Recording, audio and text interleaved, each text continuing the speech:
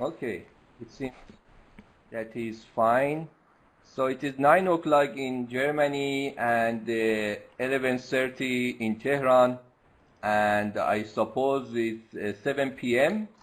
in New Zealand. So I welcome everybody here, all participants from Iran, Germany, Europe, New Zealand, USA, and the other places who join us in our second NaDiMa Dialogues on the topic of earthquakes, engineering meets economics.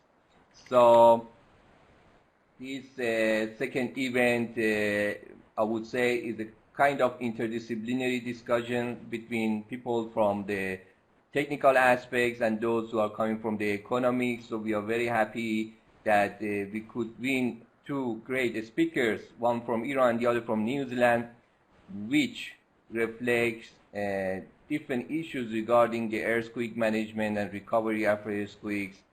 With reference to Iran and in general, that would be, I think, good discussions today on this topic. My name is Mohammad Reza Farzanegan. We are here in Marburg, and we started the NaDiMa project, Natural Disaster Management, collaboration between Iran and Germany, which is supported by German Academic Exchange Service, DAAD, with the support, financial support of Auswärtiges Amt, Federal Foreign Office of Germany, which made it possible for us to initiate these projects with our partners in Iran, University of Tehran, Islamic Azad University, Iran Strong Motion Network, Research Center, plus our partners in Germany, University of Freiburg. We in University of Marburg are based in the Center of Near Middle East Studies. We started this collaboration with Iran in 2016. So over 3 years, we organized 6 seasonal schools in Iran and Germany on a related topic, natural resource management, political economy of natural resource management. It was a very good, successful experience with Iran, so we thought that to continue this experience this year.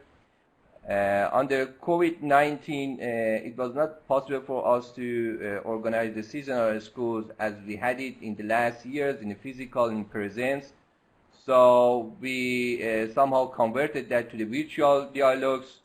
And the good thing is that we have now a larger audience. It is open to all other interested groups. So this is a new opportunity for us under the COVID-19 to discuss the related issues with a bigger audience. As I said, we have speakers from Iran, New Zealand. The moderator, Mr. Mohammad Shahwar. Dr. Shahwar is also from Iran Strong Motion Network. From Tehran is with us, and I would like that Mr. Shahwar introduce the agenda of the program. Just a brief remark from my side. We, after end of the question and answer session, so anytime you can post your question to the chat room, and after question and answer there would be a breakout rooms in which you can ask, you can discuss the issues with the speakers. I hope that you hear me still. Is okay? Okay. Very good. Mr. Shahwar, the floor is yours. Yeah. Please.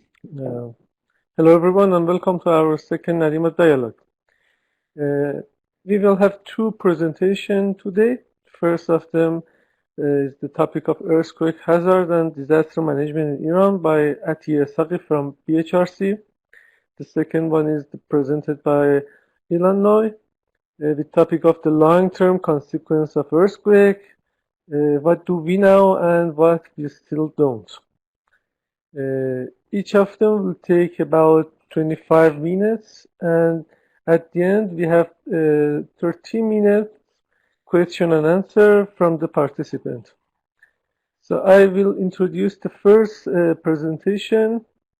Eshaghi is the assistant professor at Iran Strong Motion Network in Road, Housing and Urban Development Research Center in Iran since 2016. She completed her PhD in earthquake seismology from University of Western Ontario, Canada in 2014. Currently, she is working on field of strike motion data analysis, seismic hazard analysis, estimation of site response, and earthquake early warning system. So at here we can join with your presentation.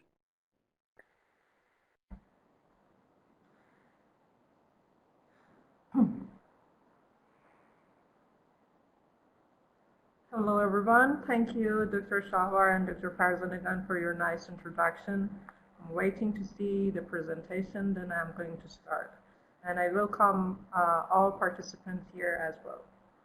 So, as Dr. Shahwar said, I'm going to talk about earthquake hazard and disaster management in Iran.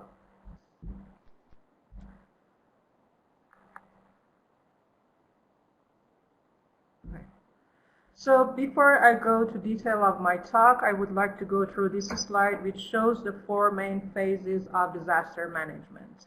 You know, the goal is to lessen the impact of the disaster, and as you can see, 2 first phases, which is mitigation and preparation, is the before event phases, and the 3rd one and 4th one, emergency response and recovery plan, is after event.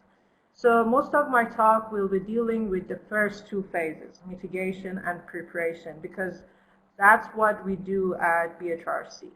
We are dealing a little bit with emergency response as well, that I'm going to explain in a few slides ahead.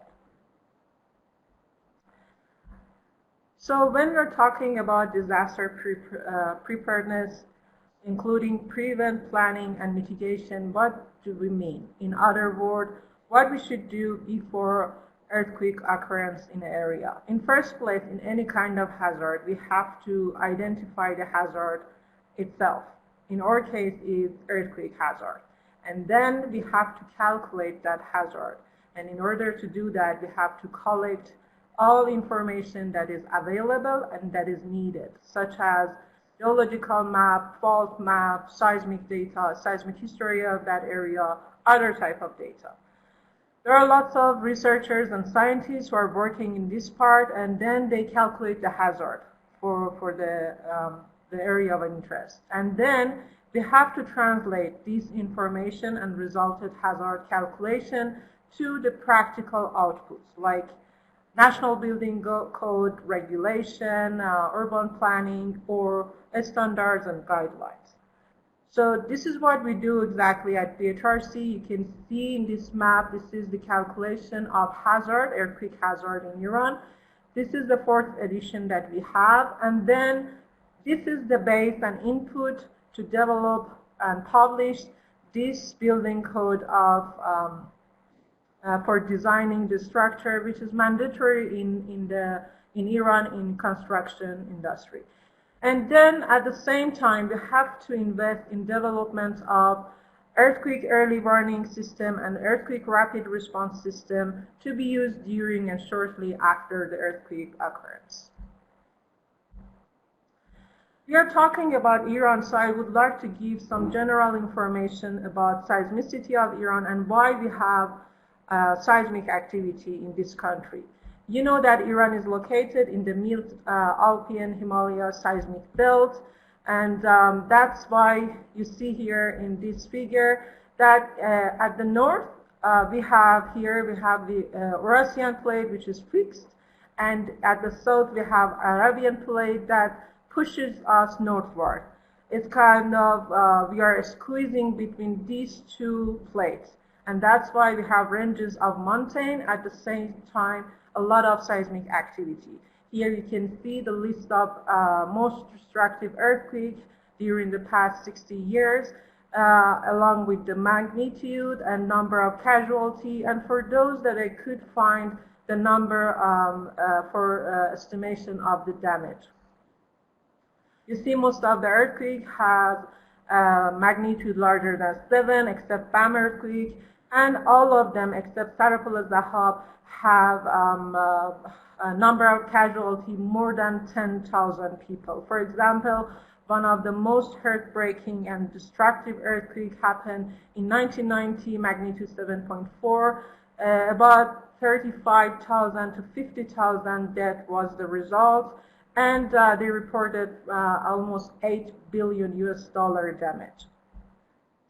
The thing that I want to emphasize here is that when you see the number of casualties, you see for Statopol-e-Zahab, the most recent one in 2017, even though the magnitude is more than 7, similar to Ruth Barmanjil earthquake, still we had just 630 deaths. So it shows what we have done during the past decade.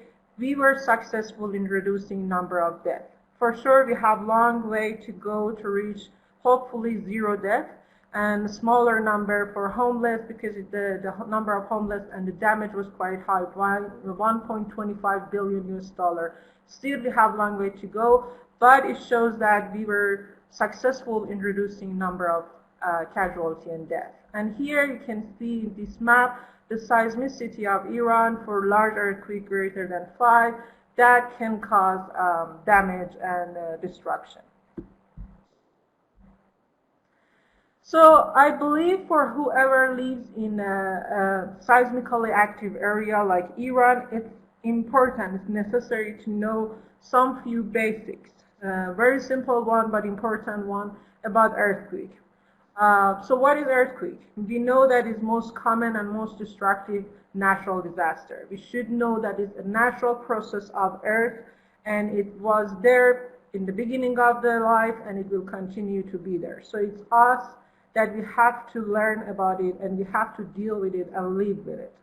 So you see the consequence of the earthquake after Kobe earthquake in Japan, and this is an important earthquake because it's a turning point in the history of earthquake engineering and earthquake seismology. So why earthquake happen anyway? You can see in this figure in a very simple way. We have 2 blocks and we have the fault plane between. So during the time, the stress and strain is accumulated along with this fault plane until it reaches to the threshold point that it cannot accommodate this anymore. So after this threshold point, it's breaking. And that's why we have release of energy which generates the seismic wave. This seismic wave travels through the crust, reaches us on the surface, and we feel them as shaking. So it's important to know what is the effect of earthquake. The first effect that everyone knows is earthquake shaking. You can see the consequence of earthquake shaking in this figure that was taken by my colleague, Dr. Shahwar, during Statopol-e-Zahab earthquake, which caused most of the damage. But it's important to know that other than this effect, we have another type of effect as well. And in first 2 phases, we have to consider them. The first other effect is damage to the lifeline. We have different lifelines such as power, energy, transportation line, etc. And when they get damaged during the earthquake, it has 2 adverse consequences. First, they have severe economic consequences. We lose a lot of investment and a lot of treasury of society. And also it has adverse effect on the environment and quality of life after an earthquake. Here you can see in this figure, it's after Nepal earthquake in 2015, the transportation line was destroyed. So when there is no line to send emergency response, how you want to send your emergency response to the affected area? Another effect, liquefaction, which occurs when we have water in the area. We have saturated soil, so the shaking reaches to the soil, and cause it acts like a liquid. It's like if you put your building on top of liquid instead of a hard base to handle it. So you see the result. The building will collapse completely. So we have to consider that as well. Tsunamis, another effect, giant wave caused by earthquake or volcanic eruption under the sea. Sometimes the height of the wave can reach to 30 meters. So you can imagine how destructive it can be. Another effect is landslide. So if we have a slope and due to the shaking, the debris and the earth from top can move down to down the slope. So if we have a side building or a construction there, it will be gone. And it's interesting to know that the biggest landslide on Earth is located in Iran, in same area in southwest of Iran. And it's interesting also to know, I read in a study that they estimated that about 30 billion tons of rock moved in a single event related to a historical earthquake. So you can imagine how destructive it could be. And the last effect, which is very common and is due to the broken electrical and gas line, is fire, which most of the time cause damage and casualty even more than the earthquake itself. So before urban planning, we have to consider all of these effects of earthquake. Okay, so now we know the hazard and the secondary hazard caused by earthquake. Now we want to know how we can record earthquake to study them and use those data in disaster management. So a lot of researchers and scientists put a lot of effort. They invented an instrument called seismograph or seismometer. It's an instrument to detect and record the motion of earthquake. You can see here in this figure the principal idea behind the seismometer. And the output will be something like this.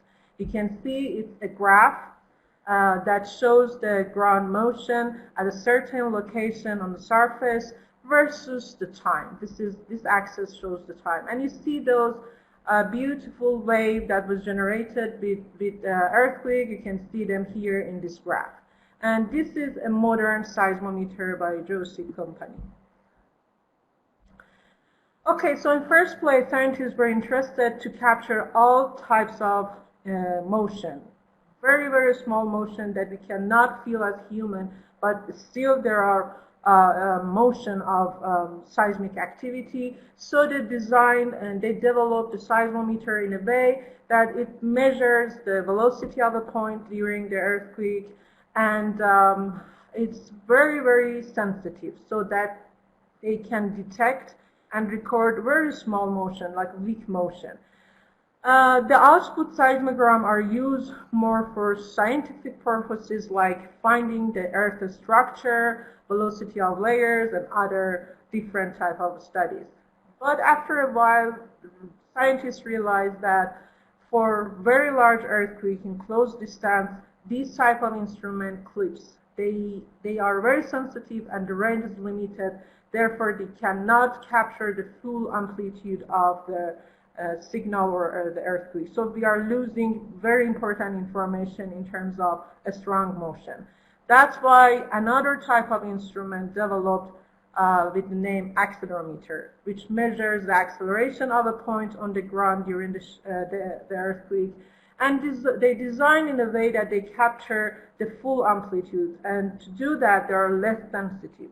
They design for a strong motion, to capture the strong motion. And they cover the wider range. And the output, which is accelerogram, are used more for engineering application. You can see two sensors of accelerometer, the new modern type by Gural company. And this is accelerogram from Sarapul-e-Zahab earthquake at Sarapul-e-Zahab station. Okay, so I explained that we have two types of instruments, one for weak motion, mostly, seismometer, and one for strong motion, accelerometer. And that's why we have two monitoring seismic centers in Iran. It's not just in Iran, in other parts of the world, it can be the same. And we should know that we are not working in parallel. We complement each other and we help each other to capture all type of motions, including weak motion and a strong motion. The first network is Iran Seismological Center, which is under supervision of University of Tehran.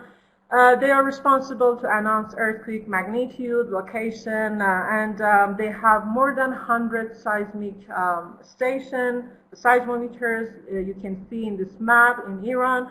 And this is their website if you would like to go and see more what they provide.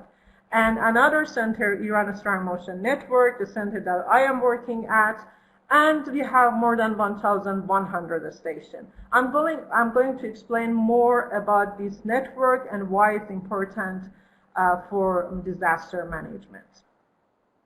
Okay, when we had the seismogram output, the signals of the earthquake, then scientists were interested to have an objective measure of earthquake size. They want to compare the earthquake and say which one was stronger, which one was more capable of having more destruction. That's why they generated magnitude scale, which is related to the energy that is released during the earthquake. They use the signal of the earthquake. Depending which portion of the signal we use, we have different type of magnitude, like M local, W, which is moment magnitude. And the important point about the magnitude is that if you're talking, for example, for Polozahov earthquake, the moment magnitude of this earthquake was 7.3. It doesn't matter if you are in Iran, if you are in Germany, or if you are in USA. Everywhere the moment magnitude of Polozahov earthquake is 7.3. So we have just one number. Another scale that is used a lot is earthquake intensity, which basically measures the strength of shaking produced by the earthquake at a certain location. It depends on the experience of object and human from that earthquake. And that's why we have different number depending on the location. To say it in other way, imagine when BAM earthquake happened, most part of BAM city was completely destroyed. So the intensity at BAM was the highest value. And then people in Tehran maybe feel it a little bit of motion, or maybe they didn't even feel it. So the intensity in Tehran was the lowest number. And that's why, depending on the distance from the epicenter, we have different number for the intensity. As we move from the epicenter away, the number decreases. Here you can see the scale from JMA from Japan, that it starts from 0, meaning no effect on human or object, and reach to 7, which means if the buildings are not earthquake resistant, they will be destroyed completely. This slide shows the earthquake hazard action with time. I like it because it gives you the idea what we can do before and after earthquake occurrence. So if we have decades to the earthquake, we can use long-term hazard map that I explained in my second slide. And then we move, and this hazard map is, as I said before, is the base for the National Building Code. And then we move from year to day to hour. We move from medium-term prediction and short-time prediction. And they are using different data algorithms, but they are not exact. And then we have the earthquake. Few seconds after earthquake, we use earthquake early warning system. I'm going to explain more about it. And then after minutes, when we have more data, ShakeMaps are generated and rapid damage estimation. And few hours later, we can use empirical equation to predict the aftershocks. So what is earthquake early warning system anyway? Here in this figure, you can see it in very simple way, the principal idea of earthquake early warning system. The idea is that we have a seismic source, and close by we have a seismic station. So when earthquake happens, it generates the seismic wave, and the seismic wave reaches to the station. It records the wave, and it starts to calculate some parameters like location, magnitude, and intensity. And then it uses a distribution network to send all information using electromagnetic wave that have much higher velocity than the seismic wave to a potential user at a further distance. This way, before reaching the constructive seismic wave to the potential user, we send the warning. But here, please pay attention that we are talking about a few seconds. The time that we have, it varies depending on the distance between source and potential user. Those few seconds, we can take some actions like controlling the high-speed train or shutting down the gas line to prevent fire after earthquake. But in reality, in real application, it's so complicated. And imagine if we have this seismic source right below the user. There will be no time for warning. These are the facts, and we have to know and be aware of the limitation of this type of system as well. Rapid response system is based on ShakeMaps.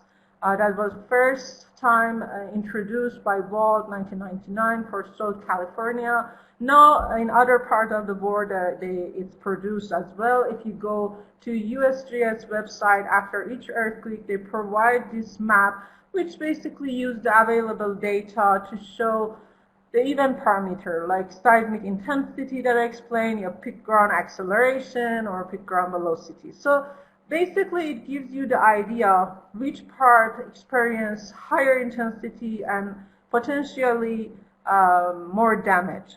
That's why it gives you the idea where you should send your emergency response. That's why this type of system are very important for disaster management in phase of emergency response. They are input for damage assessment and relief, also for public announcement and training and planning. And this is a figure showing the shape map generated by my colleague, Dr. Shahwar, who is working in this type of shape maps. And you can see here we have seismic station. When we have more data, even a report of people, it can help to have more precise shape map. So more data, better seismic map, shape map. Okay, so now you know what is these two types of system.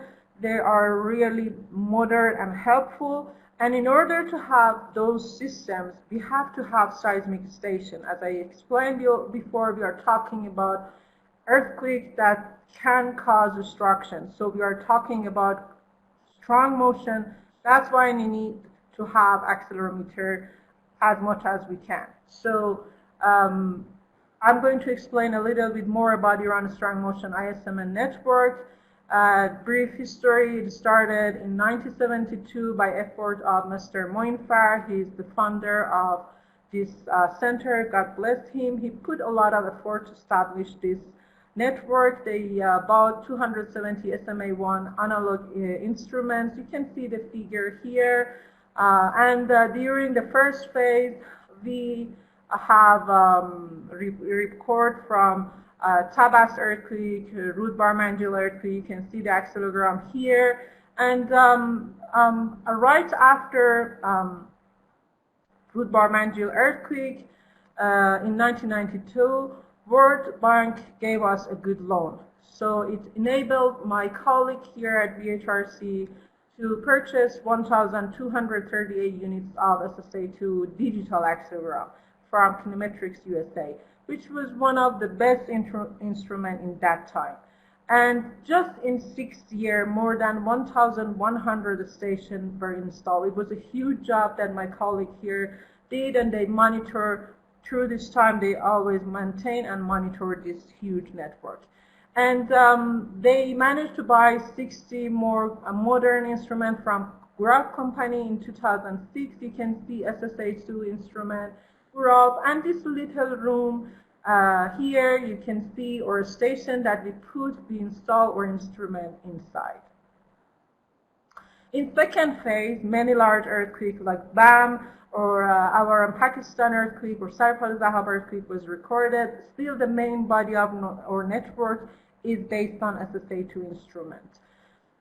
2 years ago, we get the funding to purchase more modern instruments. So we purchased 500, more than 500 new, modern, very good quality instrument from a Gurab company, and up to now more than 200 have been installed. It's ongoing process. We are in process of installing other instruments, and it's important to know these modern instruments can be used in real-time mode.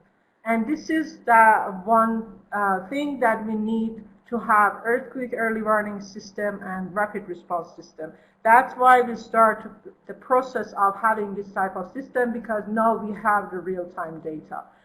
The current status is that we have 1,163 active stations. You can see here how we install it through Iran, and you can see most part of Iran, especially those parts that we have more population, is completely covered.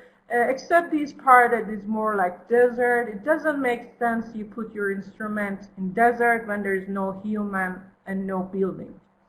And we have total 3-component record, more than 13,000. We have 4 downhole instrument and 1 array instrument.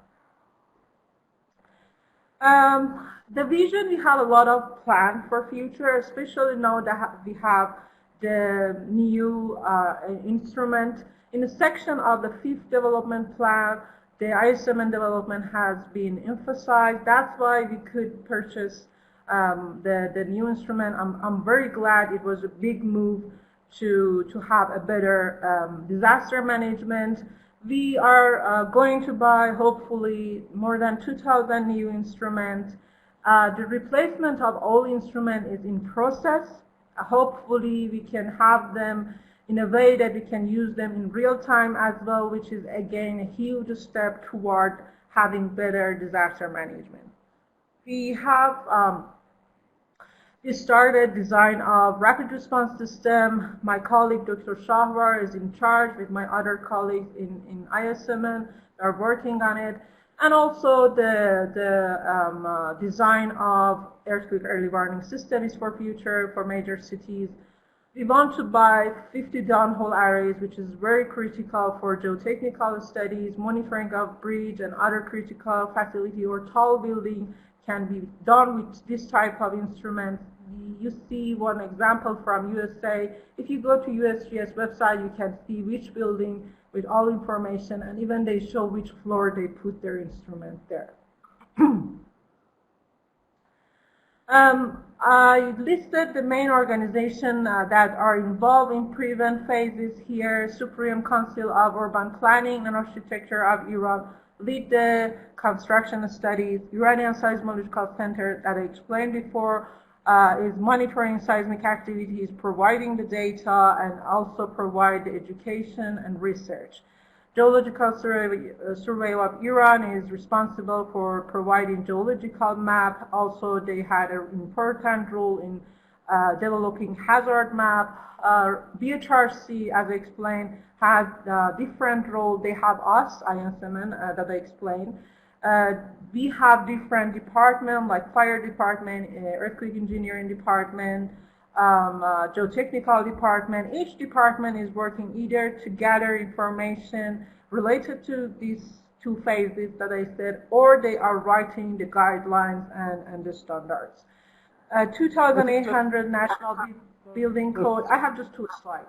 Yeah, I have just 2 slides. It will is published in BHRC, and I'm not going to explain the brief history. If you want to read later, you can go back to the PowerPoint. But just know after each earthquake, we have more data, more lesson, and that's why they revise it under supervision of BHRC. That's why they have 4th edition of 2,800 National Building Code. Just recently, last year in summer, the new disaster management law was adopted by Parliament.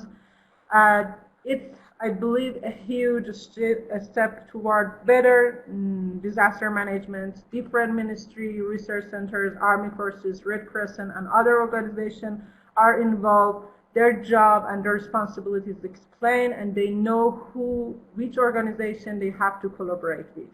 In case of earthquake, BHRC has very important responsibility, of course, with collaboration of other organizations, such as generating hazard map, revising the active fault maps, inspecting the important building and critical lifeline, and as I said before, ISMN is responsible for generating the ShakeMap. This is the last slide. About professional and public education. As you know, we have very good university in Iran. They provide professional education related to earthquake engineering, earthquake seismology or seismology. And for public education, there are different ways of doing that. After each disaster, not just earthquake, even after flooding, the data, information, and lessons are collected and documented in university and research centers such as BHRC. And then these data and information are shared with with other experts, scientists, researchers in technical convention. There are some general education course that is offered by NDMO. And also we have National Earthquake and Safety Drill every year that is performed by help of collaboration of IES, student organization, NDMO, and Iranian Red Crescent Society. There are some safety house, voluntary organization at City District by NDMO. They promote the preparation and safety of city and citizen in case of disaster. That's the end of my presentation. Thank you for your attention. I'm ready to answer any question if you have. Yes. Thank you, Dr. Eshaghi, and thanks for your nice presentation. I just introduce a short biography from the Illinois, and then we go to the next topic. The next topic is about the long-term consequence of earthquake. What do we know and what we still don't? Illinois is the holder of the chair in the economics of disaster and climate change. He and his team are based within the Wellington School of Business and Government at Teherenga Waka Victoria University of Wellington. Ilan and his research group studied disaster, including earthquakes, epidemics, droughts, and cyclones, and other phenomena related to the climate change. The research focuses on domestic and international case studies and comparative analysis of economic aspects of these extreme events. Ilan, so we have about... Can you hear me? Minutes. Yes? Thank you. Yeah, excellent. Muhammad, thank you very much for introducing me, and to the audience, salam and guten tag, and thank you for logging in. It's a pleasure to be able to speak to Germany and Tehran at the same time. It's not something I would have had the opportunity to do in person, I'm afraid. So thank you very much. The topic I wanted to talk about is recovery, and actually long-term recovery from earthquakes. But actually, I think the main message is not only relevant to earthquakes; it's also relevant to other types of disasters. The standard way we think about disasters, and I specifically don't use the term natural disaster because disasters are not natural. They are created by a hazard, but that hazard also interacts with some something that is exposed to it, and that it is vulnerable. So if the hazard, as Atia before me, I think hinted, if the earthquake happens in the desert, it's not a disaster. It's only a disaster if it hits an urban area or a place where people are, and where buildings can fall on their head. So a disaster is an interaction of hazard, exposure and vulnerability, which results in some damages. And that damage can be measured in terms of mortality or morbidity, so people that are injured, but it can also be measured in things like displacement or in asset damages. And I think you've seen the statistics for the past few decades for big earthquakes in Iran. We have similar statistics for all other events globally. But then after that, once that damage has been incurred, the economy experiences some indirect losses. So some loss to economic activity. So some economic activity that doesn't happen because of the damage to property, or because of the damage to infrastructure, or because of the mortality. And injuries that people have experienced, or maybe they were displaced. So these are all these indirect losses. But then eventually that translates to something more significant for us, and that is to a loss to well-being. And that last part, that loss to well-being, is the topic of my talk. So, but before we talk about that last part, we can think a little bit about that first damages, those injuries and mortality and asset damage.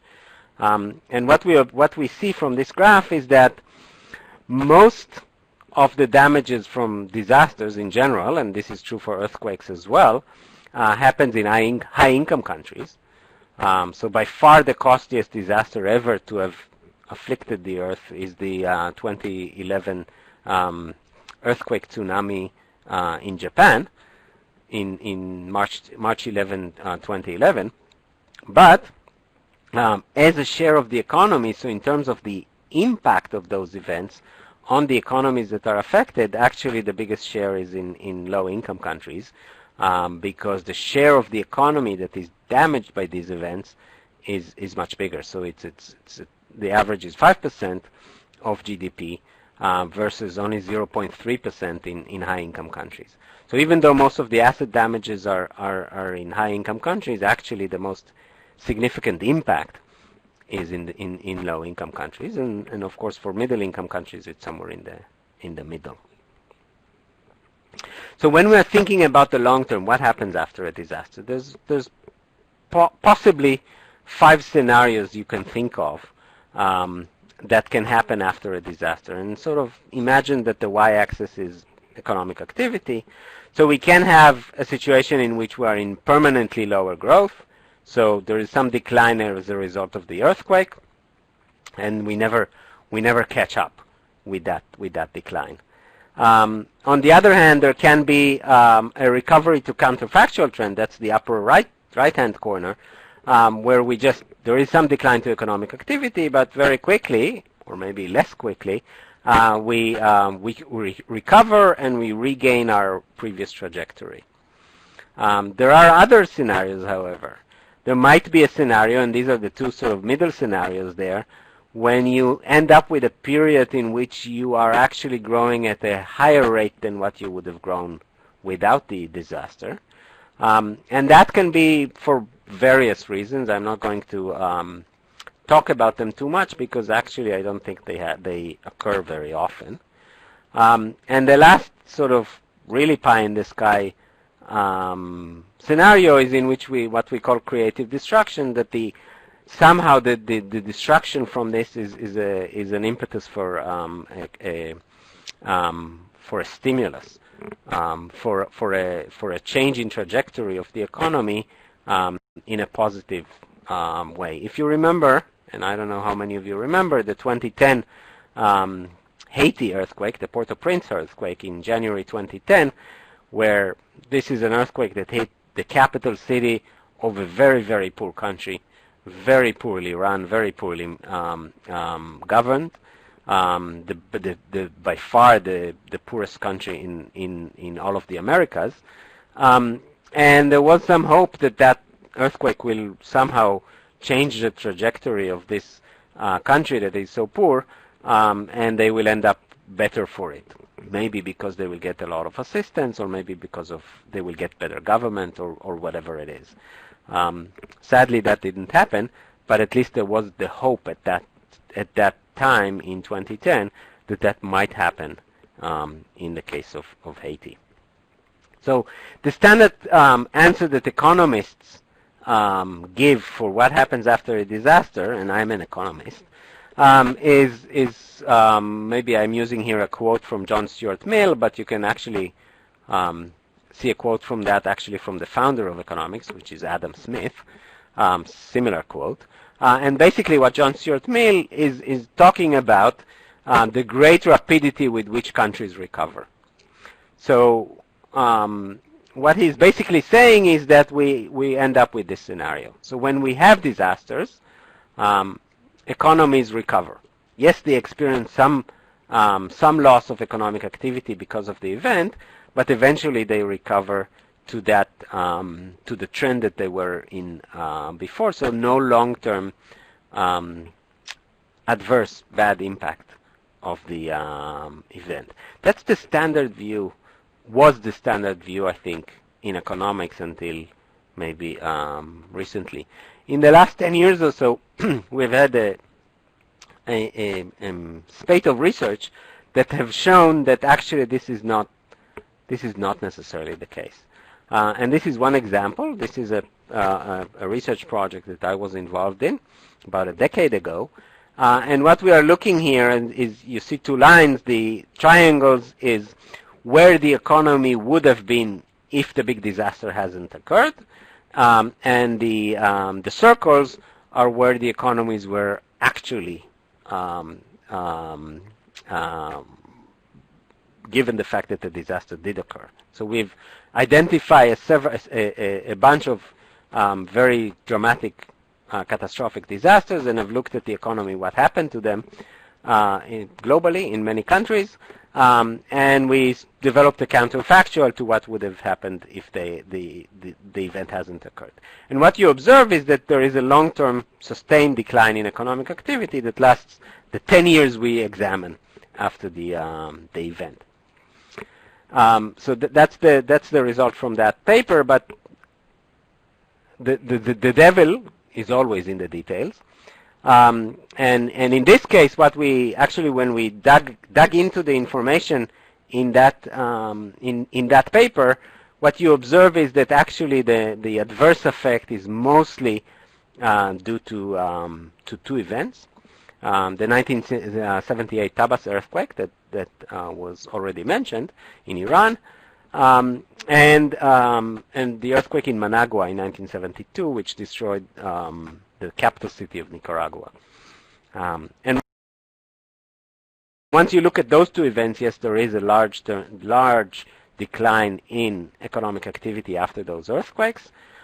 In both cases, the decline in economic activity is probably also associated with other events that happened pretty soon after the earthquake. And since a lot of the audience is in Iran, I'm sure you know the series of events that occurred after 1978. But what we then conclude is that actually for national economies it might be true that national economies recover from events, but when you look at the regional level, so the region that is affected by the disaster, you don't observe this recovery. So this is another research project that we looked at Kobe earthquake, and Kobe was already mentioned here as a sort of an important event because it led to a lot of development of seismological research. But from an economic perspective, it's also an interesting event. It's the first time that an earthquake hits a high-income city in quite a while. Maybe the previous one was San Francisco in 1906. And what we observe when we look at the province of the prefecture of Hyogo, which is where the city of Kobe resides, and where the city of Kobe is the biggest, by far the biggest city in the prefecture, we observe that actually there is a long-term decline in economic activity in Kobe or in Hyogo, and probably 15 years later we observe something like 15% decline in income per capita for the region that is hit by this event. So to anyone who is not an economist, 15% decline in income per capita is huge. Okay, a sustained continuously every year 15% less income, that's a dramatic effect. That's way bigger than almost any war we can think of. So it's a very, very big effect.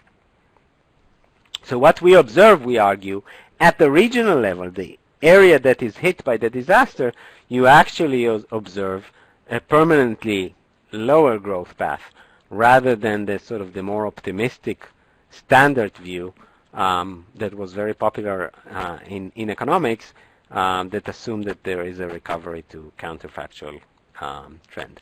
Again, this is observed at the local level, that the area that is affected by the disaster rather than nationally, because for most earthquakes, they are local events. They are not a national event. Unless the nation is very small, like Haiti. In Haiti, you can argue that this was a national event because it hits the city that has about a third of the population of Haiti. But in most cases, an earthquake is a catastrophic event for the region that is hit. It leads to permanently lower growth path, but it hardly affects other regions in the country. And in some ways, some of that loss in economic activity that you find in the region that is affected is simply displaced to other areas in the country, both because people move to other areas and because businesses move to those other areas. There are other issues, though. We shouldn't only focus on whether what happens to incomes. We should also, for example, ask how fast is the recovery. We typically observe a trade-off between a fast recovery, which means potentially less cumulative loss in incomes, but it potentially can lead to other adverse results. So if you look at the city of Concepcion, which is the picture on, I think you see it on the left. I don't know actually where you see it, if you see it on the right or on the left. But you see the city of Concepcion. And it was hit by a earthquake in February 27, 2010, which incidentally is also my birthday, but it was hit at the same day. And it was hit by a tsunami. So the earthquake was offshore, it generated a tsunami, and the region that you see there, if you observe really closely, it's surrounded by water on all sides, so most of that area was damaged. This is a picture I took about 5 years later. They recovered very, very quickly. So the Chilean government prioritized speed, and therefore decided that the easiest way to speed up the recovery is to just build everything in the same place it was before. So they built those neighborhoods in areas that are as vulnerable to tsunami waves as they were before. So built exactly the same vulnerabilities that were before, and when the next earthquake hits and it generates the next tsunami, it will destroy that neighborhood again. So that's one choice. I live in a country in New Zealand where we experienced a big earthquake a year later in February 22nd, 2011 that hit the city of Christchurch. Sort of similar in terms of relative magnitude to the earthquake in Concepcion. So this is, in both cases, this is the second biggest city in the country. In both cases, the damage as a share of GDP is roughly the same. The New Zealand government decided to prioritize not fast recovery, but rather a very deliberate and careful recovery that doesn't rebuild the vulnerabilities. The trade-off there is that it takes much longer. And we are now almost 10 years after the earthquake. Actually, in a few months, we will commemorate the 10th anniversary of that earthquake, and the city is not rebuilt yet. So there are still large areas in the city that have not been rebuilt because of the earthquake, largely because the government has decided to very, very slowly investigate it, whether they should be rebuilt and how they should be rebuilt, and in some cases decide not to rebuild there. So there are other issues other than just how income recovers and how quickly that are important to observe as well. Another issue that is very important, I think, is that a lot of times these big shocks generate changes in society that might have very long-term consequences. So one way in which those disasters have very long-term consequences is because they have an impact on the institutions of government, and the institutions of government have an impact on the economy. So this is an example from maybe possibly the first international earthquake, international in the sense that it generated a lot of international news and international assistance. This is the Lisbon earthquake in 1755. To those of you who are not familiar with the history of Portugal, so there is a big earthquake offshore. This happens in the morning of All Saints Day in Lisbon. So everybody's at home cooking sort of a holiday meal. The earthquake, so a lot of fires are going on in homes for cooking. So that generates a big fire in the city. The city is largely made of wood, so it burns quite spectacularly. Everybody runs down to the river because the city is burning, and then a tsunami wave comes up the river and washes those people who ran to the river to save themselves from the earthquake. So a very, very catastrophic event, and it led to important institutional changes in Portugal that had long-term impact on the development of Portuguese society and the Portuguese economy. So, and I have a quote there from Candide, who points to some of those, from Voltaire, who points to some of those changes. Candide is all about this earthquake. There is another issue that is important if we want to understand the long-term impact of these kind of events, of these earthquakes, and that is the question of confidence. Confidence in the economy is incredibly important. We see that right now with the crisis we experience globally because of the pandemic. A lot of the problem with the pandemic right now is that we don't know what will happen in the near future, in the next year or 2 or 3. And that has important implications for the economy. The same is true for earthquakes. And a lot of times policymakers are actually quite aware of that. So just to give you an example, after the 1906 earthquake in San Francisco, the city leadership decided that they should call it the fire of San Francisco rather than the earthquake of San Francisco, because they realized that if they talk too much about the earthquake, people will not want to invest in San Francisco. While fire was a known risk and people understood what needs to be done to prevent fires, they didn't really understand earthquakes. Plate tectonics wasn't yet identified. They didn't really understand the phenomena, and they said, okay, if people understand that this is a place where the earth shakes, they will not want to come here.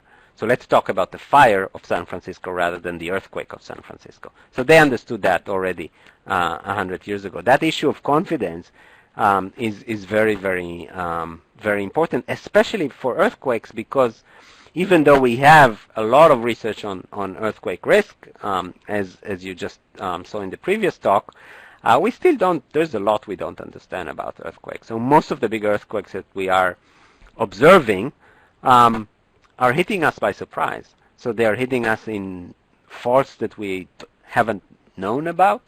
They are hitting us in ways that we didn't quite appreciate. The earth moves in unexpected ways. They come suddenly in swarms, even though our theory doesn't explain why we have swarms of earthquakes, and so on and so on and so on. So there's a lot we still don't understand even today, and therefore those events potentially have a very significant impact on the confidence, which is very important for long-term economic development. There are a lot of other potential long-run impacts of events. I'm going to give you only one example, although there are others here mentioned on the slide. Peru experienced a very large earthquake in 1970, the Ancash earthquake, and with some careful research of household census data, researchers have been able to identify very long-term adverse impacts of that earthquake on the people that were affected by the earthquake. So what they found is that for people who were embryos, were in pregnancy at the time of the earthquake, so were born just after the earthquake, they were already in their mother's tummies. Those people, so they experienced the earthquake as embryos. Their long-term economic their long-term educational attainment, and therefore also their long-term income has been adversely affected. So if you were a baby, well, not a baby yet, not an unborn baby, in 1970 in Ancash, Peru, on average your income will be lower as an adult.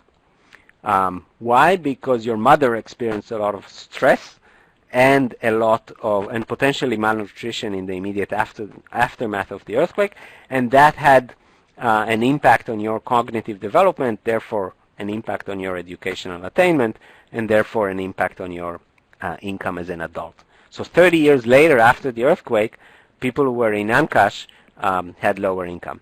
What's more worrying is that their kids were also had less educational attainment. So the kids of mothers who were born just after the earthquake, so the kids were born 20 years later. The mothers were born just after the earthquake, so in late 1970, early 1971. The kids were born in the end of the 1980s, 1990s. Those kids born 20 years after the earthquake had on average less, about 1 year less, half a year of schooling on average than kids who were born at the same time in other regions in Peru. Okay? So that adverse impact it percolates again to the next generation, because the by far the largest determinant of educational attainment is the education of your parents. So if your parents had less education, you will on average have expected to have less education. We know that from research all over the world. So if an earthquake has an impact on educational attainment, that is likely to still be felt by the next generation. So potentially these events have very long-term adverse impact that can last generations. So should we despair? No, of course not. I actually deliberately chose this picture because, well, it's a long story. I'm not going to tell you. If you are interested, you can ask. But no, we shouldn't despair because we can do something about it. And that I'm getting back to the very first slide, in which a disaster is actually never natural. It's a function of a hazard, of exposure, and vulnerability. So all we have to do in order to make sure that the ground shaking does not become a disaster is to reduce vulnerability or potentially exposure. So that means that we need to think carefully where we place our societies and infrastructure, and also reduce the vulnerability of whatever infrastructure we place in harm's way. And when we are trying to devise the policies that are appropriate for that, that's when we need the science. And you saw the previous speaker, but we also need to understand the cost and benefit of doing these things. So once you start thinking about reducing the seismic vulnerability of our societies, you quickly end up with the conclusion that there is a lot of cost involved, and it has to be evaluated how to do it in the best way, and that's why we need that economic assessment of these kinds of policies. I think I will end there, and I welcome any questions.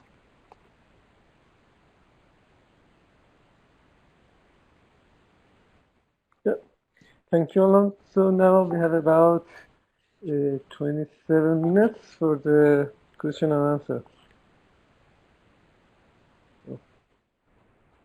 Actually, we have about 19 questions for the first topic, so we have to choose some of them because of the limitation of the time. So, Dr. Eshaghi, I just... Professor, do you hear us? We didn't have your camera. Mm-hmm. Yeah. let's check your voice. Okay, I see the question. I just need the presentation to refer to. Can I have my presentation back again?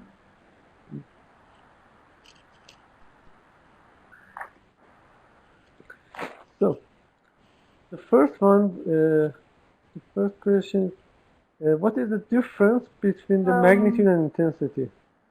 We have just about 6 or 7 questions, so organize the time in about... as I explained in my presentation, so I said that we had the output from the seismic instrument. So we have the signal of earthquake, and then we use this signal that you can see here to calculate the magnitude. The difference is for magnitude, you have just one number. It's showing the energy that was released during the earthquake, and I explained it even for Sarıkalı, for example, or for Tohoku earthquake. Moment magnitude of Tohoku earthquake was 9. It doesn't matter where is your location. If it's in Tokyo, if it's in Germany, if it's in Iran, the moment magnitude of Tohoku was 9. But intensity is depending on the experience of human and object from the earthquake. So in each location, we have different experience. That's why depending on your location, the intensity that you feel is different. So most of the time when you move away from the epicenter, the intensity decreases. And I said, for example, for BAM, city of BAM was kind of destroyed completely. So the intensity there was like 7. Like if you imagine the intensity scale of Japan, it was 7 because it destroyed most of part of the city. But people in Tehran, maybe they didn't even feel it. So the intensity in Tehran was 0, no feeling. And that's why we have different number in a scale of intensity. I hope that I could answer the question. Thank you. And how economic sanctions have affected the development of the earthquake hazard management in Iran? Actually, I started just a few years ago here at BHRC, so we had problem for purchasing new instrument, but there were a lot of negotiation and a lot of efforts as well. And after Barjam, it was a good opportunity for us to purchase the new instrument, and also we have this conversation with those who are responsible in terms of explaining that these type of instruments are used specifically for scientific and engineering application, and it's for saving life. So it had a bad effect for sure, but after Barjam, we had the chance to buy. It was a big chance for us, and I think it's going in a better way to convince other people that we are working on saving lives, and even if there is sanction, it should be not for purchasing this type of instrument.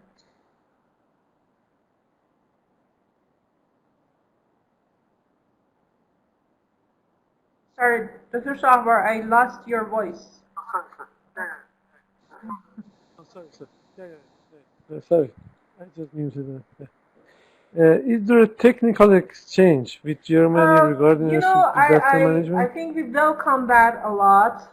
For sure, there will be some more interaction. This is a good start, I think. And we had some negotiation with German company in relation to instruction of the instrument, maybe here in Iran, something like that. So we are in process. So we have this plan. We welcome that. I think earthquake hazard is borderless. So we have to collaborate with all other countries. to share the data, to learn, and to teach. So sure, we are welcoming that, and I think this is a good start. To start from public education, I believe, but it can continue, inshallah.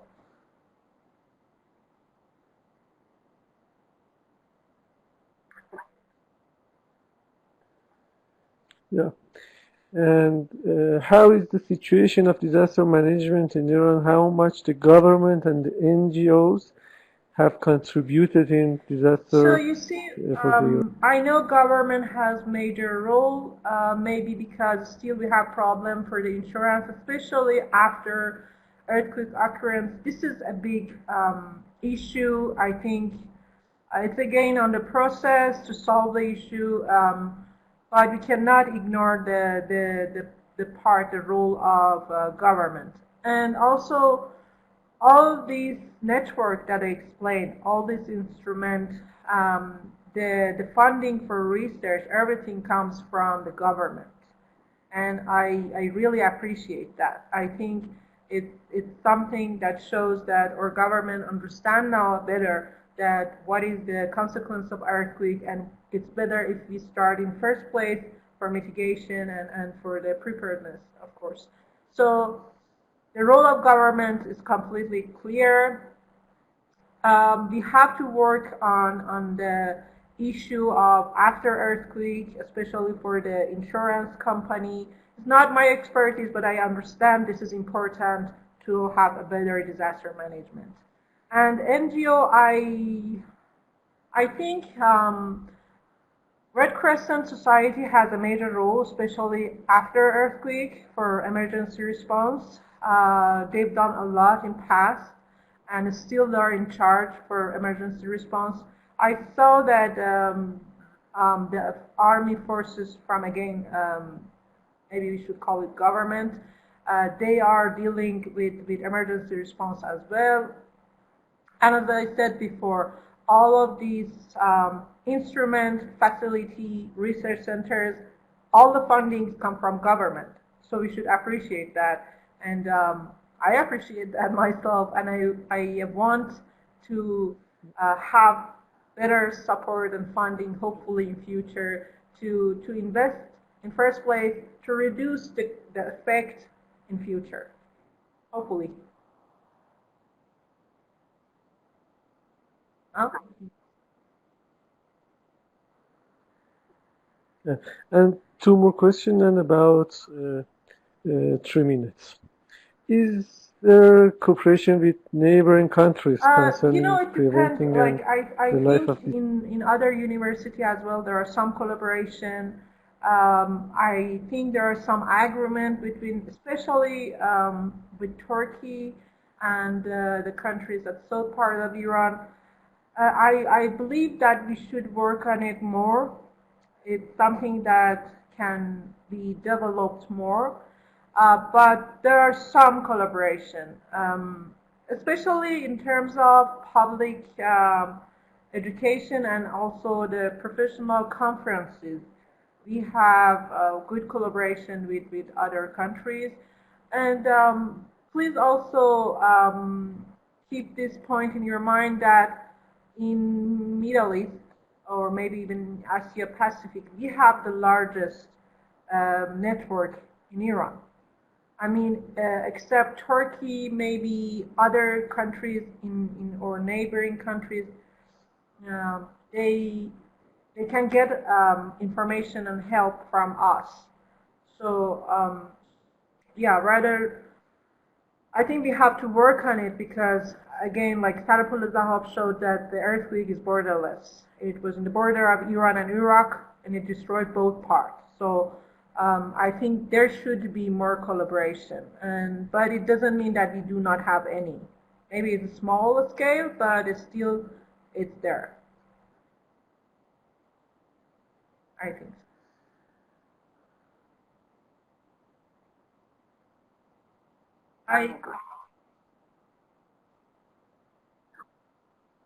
And who is the responsible for the construction in Iran?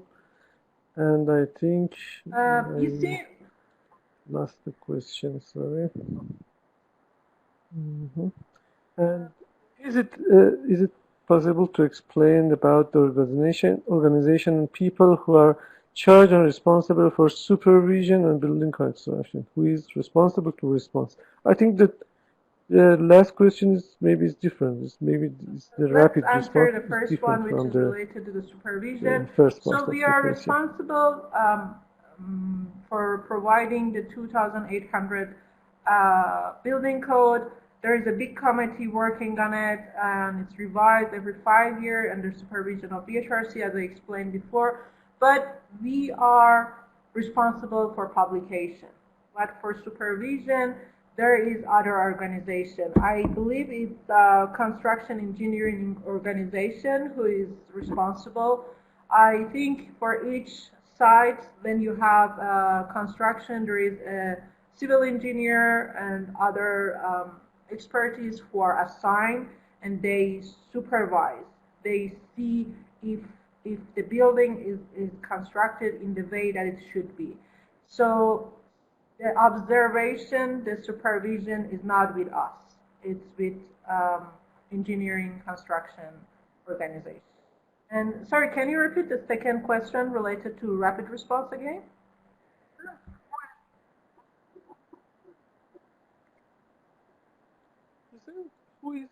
Who is responsible to response? I think maybe it's different from the first one. Maybe it's if you mean rapid response, act as a it's rapid new. Response, maybe. We didn't I'm not have sure, it, and even now we are in process of having that.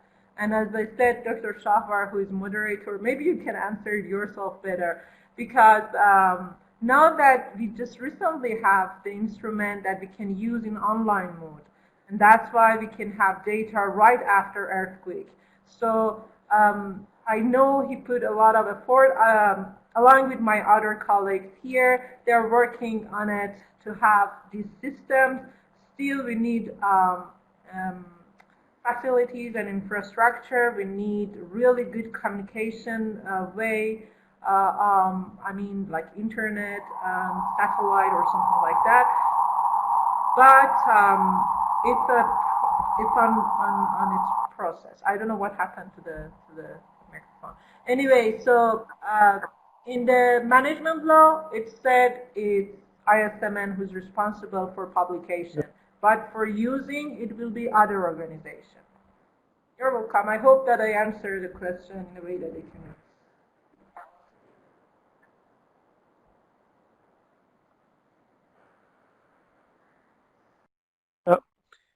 Thank you. And now you're switching the question to Ilana. So, as much as damages depend on the as I suggested, are a function of exposure, vulnerability, and the hazard. As much as government determines or has a role to play in determining exposure, so where people live and where their infrastructure is, and the government also determines vulnerability, for example, by enforcing construction regulation, then of course they have an effect on the damages from an event, and we have plenty of examples. So we have a tragic example from China in 2008 from the Sichuan earthquake, where a lot of schools were damaged, and this was just before the end of the school day. So a lot of schools, because their construction turned out to have been done recently on public contracts, but was done in a corrupt way, so using substandard, cheaper materials. Schools fell down, a lot of children died, and in China this was especially tragic because of the one-child policy.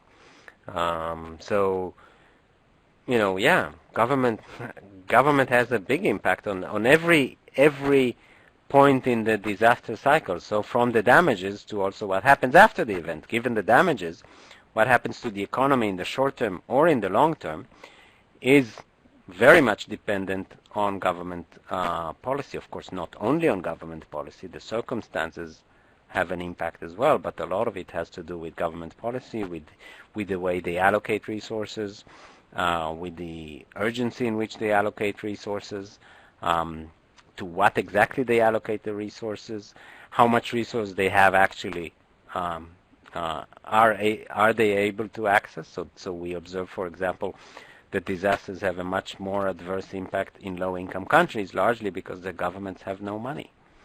While in a rich country, so if Germany is affected by a flood, then they, to put the metaphor there, the German government floods the area with money to make sure that the recovery is quick. And the same is true for earthquakes. Germany is blessed without having too many earthquakes, but you know, when Japan has an earthquake, they can invest a lot of money in the recovery, while when Haiti is hit by an earthquake, they can't. So any point in the recovery cycle, from the damages to all the way to the long term, has a very important role for government.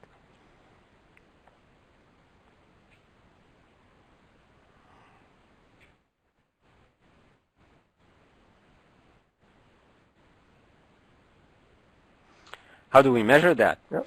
Well, that's the next question. That's how we that's why can measure the economic damages. That's to where I'm spending my life. And that's the research, right? You need to research. You need to understand. A lot of times, what you need to basically find some way of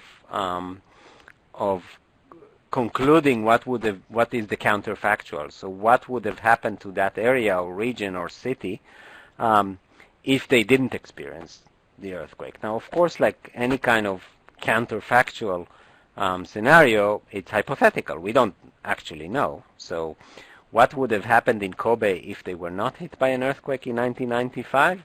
Or what would have happened to BAM if it wasn't hit by an earthquake? We don't know. But we can hypothesize using various statistical ways, like the synthetic control, which is the example I used in the slide I gave there, or there are other ways to calculate some kind of counterfactual, and then we can also isolate the, therefore conclude what is the probably the impact of the event. At the individual level, we observe, again, we don't observe a counterfactual, so we can't observe, you know, Muhammad with an earthquake and Muhammad without the earthquake, but potentially there is one Muhammad, there is one in Tehran and one in Germany. The one in Germany is not experiencing the earthquake. The one in Tehran hopefully will not, but you might. We can compare the two and see what is the impact of the earthquake. So those are the kind of ways we use to calculate the impact, both in the short term and in the long term.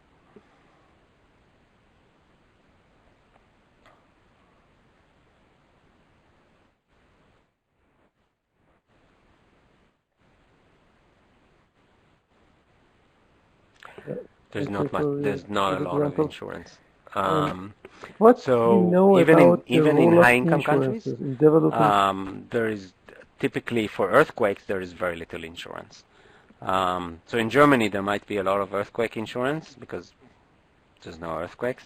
Why not insure? Why, for the insurance companies, why not insure them?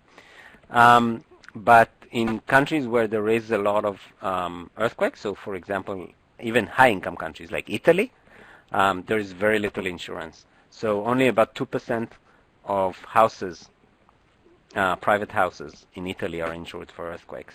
I don't know what the figure is for Iran. I suspect it's very low. So most buildings will not be insured for earthquakes. There are a few exceptions, like the country I live in, New Zealand, because there is a mandatory earthquake insurance mandated by the government, so you have to have it. And other countries take that path as well. So in Germany, for example, for flooding, you have to have flood insurance. So everybody is insured for floods.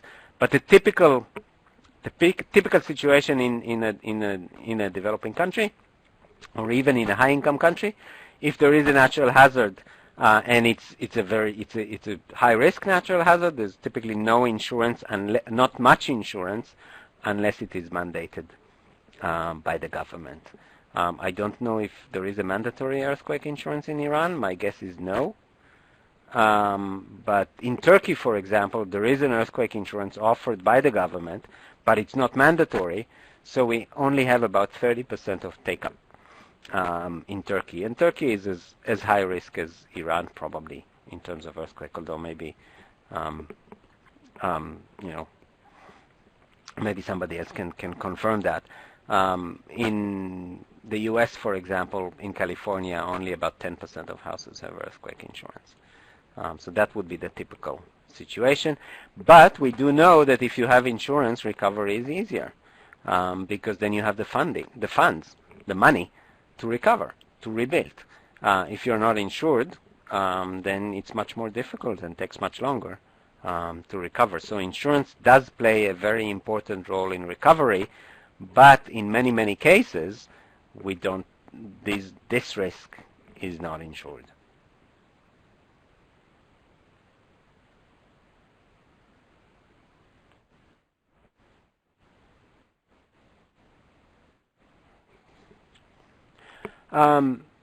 Yes and no.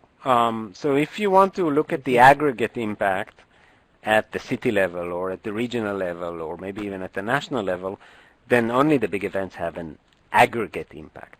But if you look at the household level, then potentially even small events can have an impact.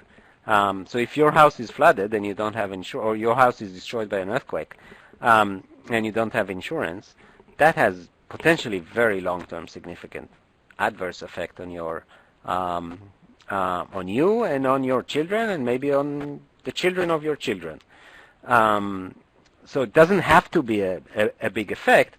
Of course, the bigger it is, the more likely that there will be those what economists call negative externalities.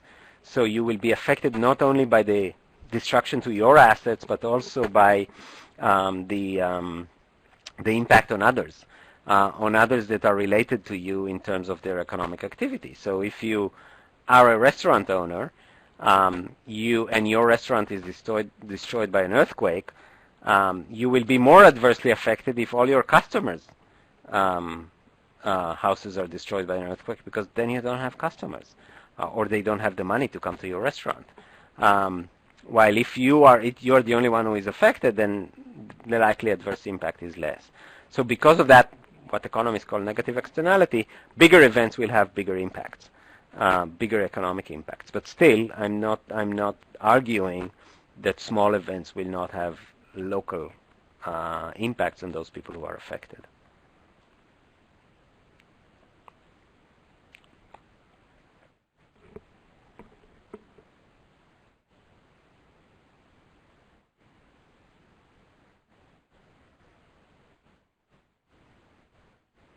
Thank you.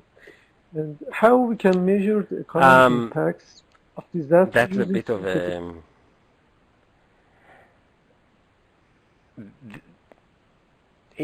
we will get into very complicated discussion, I think, on what actually we mean by an impact of an earthquake. Because if the impact of an earthquake, for example, leads to change in government and therefore to sanctions, then you could argue that the sanctions are the results of the earthquake, and therefore whatever happens because of the sanctions is a result of the earthquake, is the impact of the earthquake. And it's always, like anything, any social science, it's always difficult to say, okay, A is because of B. Yes, A may have contributed, B may have contributed to the occurrence of A, but it's not necessarily the case that A wouldn't have happened if B hadn't happened. So it's very, actually what we define as impact of an event is very, it's theoretically very difficult to pin down. What we do in synthetic control is basically look at the trajectory of the economy after the event. Now, whether that is what we identify is because of the event, or because of other things that have happened at the same time as the event, or at roughly the same time as the event, it's very difficult to tease out, and that's why you need different research from different areas, from different regions, in different time periods, to really be able to argue, yes, I think I'm now confident in that my claim, for example, that you can observe these long-term adverse effects because of earthquake. I'm comfortable with that statement now, but that's after I've spent the last 15 years researching that question. So it's not based on sort of one observation or one research project that uses, this, and could be potentially associated with other things that have happened at the same time.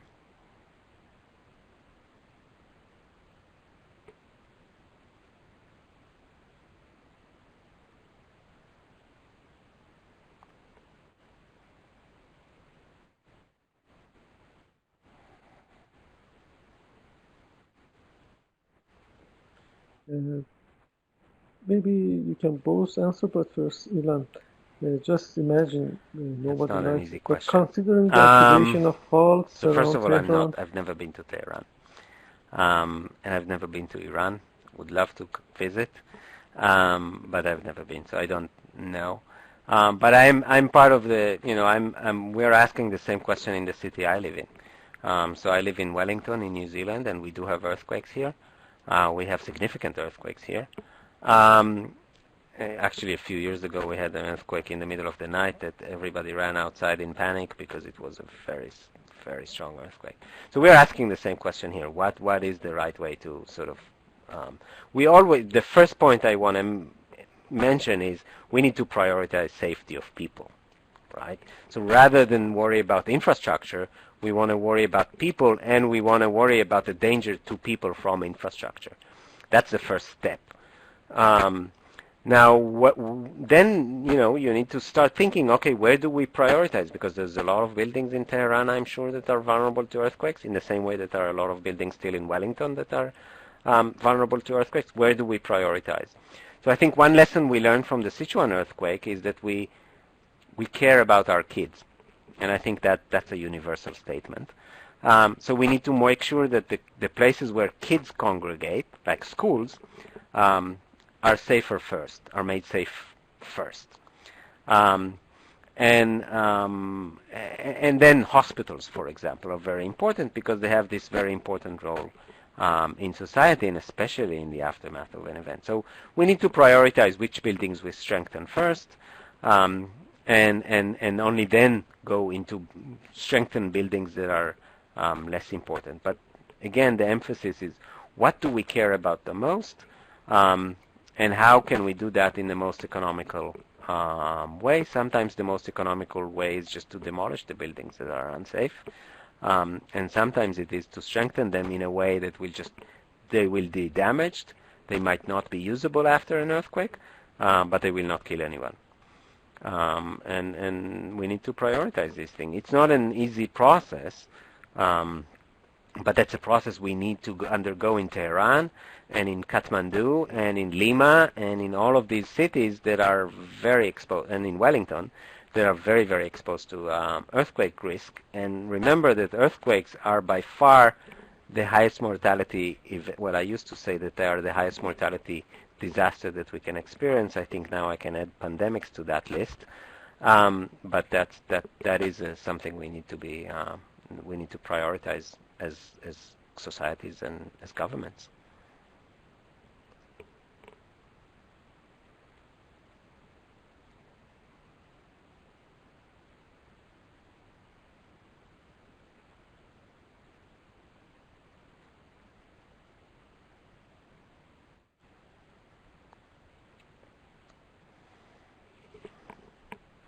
Okay. Thank you, Dr. Illinois. It was really interesting, the answer you provided. And you are very welcome to come and visit Tehran, then maybe you can give us better feedback. Tehran is really, I think the situation is really complicated, considering the problem that we have we have different faults, and the city of Tehran is kind of surrounded with the park. So there is a lot to do, and as I said before, we have a long way to go. But I think in first place, as Dr. Lanoy said, we have to start inspecting the buildings, especially the big one, including the schools and the dormitory, those places that we have higher, like denser population of people in one building. So in first, and also other infrastructure, the bridges and other facility that we have here, and we have to make proper inspection and then find a way for the make them more resistant in case that we have earthquake. We have different scenario depending which fault will be activated. In case that we have earthquake in south part of Tehran, it's more problematic. We have a lot of problem, especially because the south part of Tehran is more, it's older. We have older building, so maybe we should start to do this inspection from south part and moving toward the north. I think it's really complicated. And it's not just a question from that participant, it's a question for everyone who's living, even myself, because I am living in Tehran. In case of earthquake, I will be affected as well. And another important thing is this type of instrument that I said before provides us information about what each place is experiencing from the earthquake. For example, the Mosha earthquake that happened, it had magnitude 5, and we had a lot of recording. So it can give us information, what is the consequence in a smaller scale. Then we can start the action in case we have larger earthquake, what we should do. So more instrumentation and a good plan to start for inspection, and hopefully the starting of make them more earthquake resistant. This is something that I think would be helpful.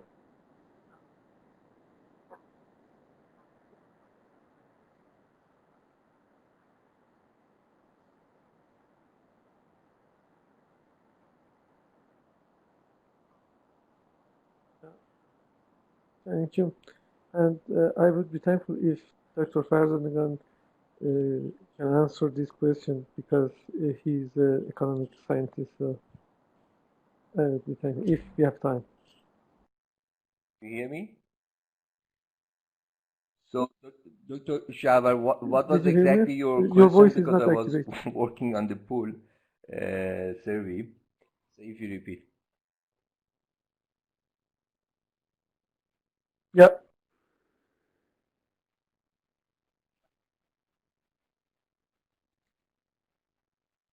Yeah. Well, I suppose considering the most activation important of thing the is fault around preparation and Tehran in the improving the event of the institutions and severe governance, earthquake, as Dr. what is the most Noy also economical way mentioned. to avoid We have many injuries and problems casualties? of somehow informal settlements around Tehran, illegal constructions, also on the high-risk zones.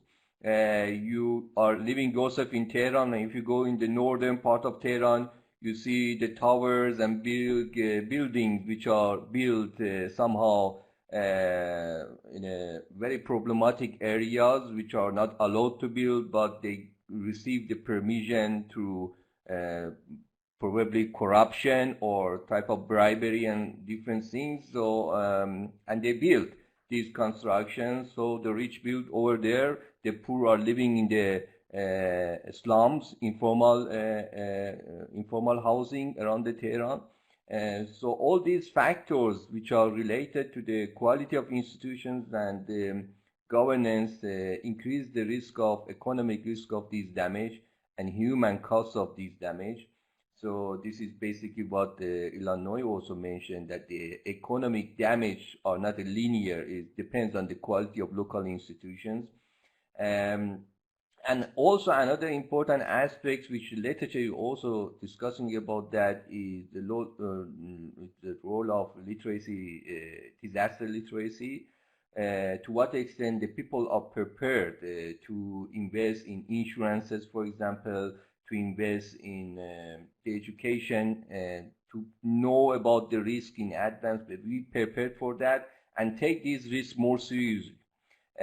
So taking the risk seriously also is also a function of informal institutions, I suppose, the local culture, the role of religion, religiosity, and the communities are different in these aspects, as not only on the formal institution, but also in informal institutions, I suppose. So there are lots of policies and tools to do and to think in advance. Because after that, of course, it's a little bit late, and we just talk about recovery. So recovery after the disaster, which is a function of finance, which is a function of international assistance, and so on and so forth. And all these debates, early warning system, rapid response system, all these things are helping us to mitigate these risks and to reduce the cost in the case of happening of this. Yeah, this is what I think could be important.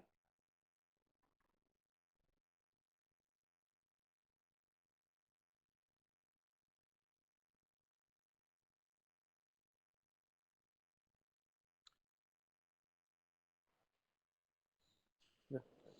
So Thank you for your the session answers. is So now already, we are can finishing the session now, but I suppose my colleagues in NaDiMa also have planned some breakout rooms so for further discussions, so they can explain it, Clara and Peter, if they are here and listen to us, to explain the participants who are interested for further discussions. I would like to thank everybody who joined us today in this meeting from Iran, New Zealand, my two speakers.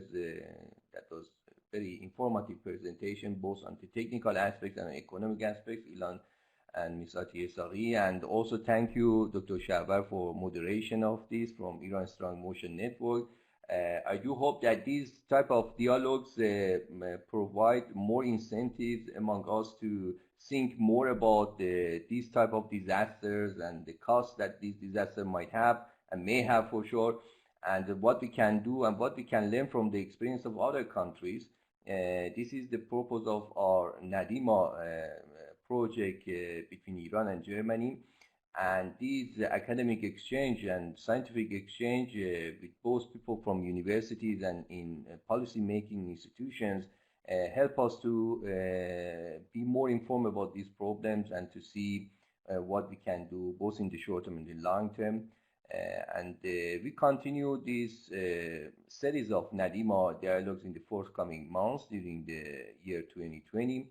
So the next dialogue that we are planning would be at the end of September on the topic of drought and sandstorm, which is another type of disaster which is very much common in Iran, and it creates a significant economic and human health costs in some specific provinces of Iran, province of Khuzestan, Sistan, Baluchistan. So the sandstorm and the sand deposition rate is quite high, and it has not only affecting the infrastructure in oil industry and other industries, this sand problem, but also has a huge cost of health consequences for the health of people, and it has led to significant migration from these areas. So Iran is a collection of different natural disaster, unfortunately. So earthquake is the something that we hear more in the media, but drought, water problem, sand problem, and flood as well. This is another source of disaster. In Germany, of course, we are happy that at least many of these type of disasters are not relevant, except for flood maybe. But nevertheless, we have experts that they are working on the topic of sand.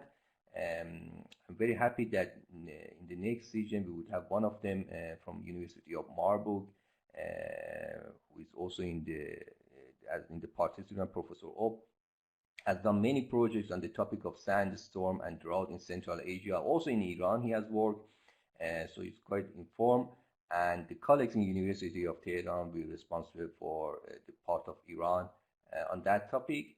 And as a follow-up webinar dialogues, we are going also to have another dialogue about the flood management in Iran and Germany. That is another interesting topic. And we are going to plan these type of dialogues in the forthcoming months, hopefully every month. So this from my side, if my colleagues in the NaDiMa project, thank you very much also for participating and giving us your feedback. So we have a list of other suggestions from your side. The topics that you think are also relevant to discuss. Hopefully when we continue this NaDiMa project for the next 2 years, so we are going to apply for extension of this project for the next 2 years, we would have more opportunity to discuss this collaboration and to continue this collaboration between these two countries. As you see, the COVID-19 is also opening new opportunities. In the past, we were restricted to our partners. So due to the COVID-19, so now we are more open to a larger audience, and we are also able to win the experts from countries beyond Iran and Germany. As you see here, Iran is joining us from New Zealand, despite the fact that there's a huge time difference between us and Israel. So it is rather late night, I guess, by Iran. So I thank him very much that accepted our invitation also to join it, and thank my Iranian colleagues who, and participants, many from Iran. خیلی ممنون، سپاسگزارم for joining us in this event. I learned personally much, and we have recorded this dialogue, and we will publish this dialogue with the presentations of both speakers in the NaDiMa project website.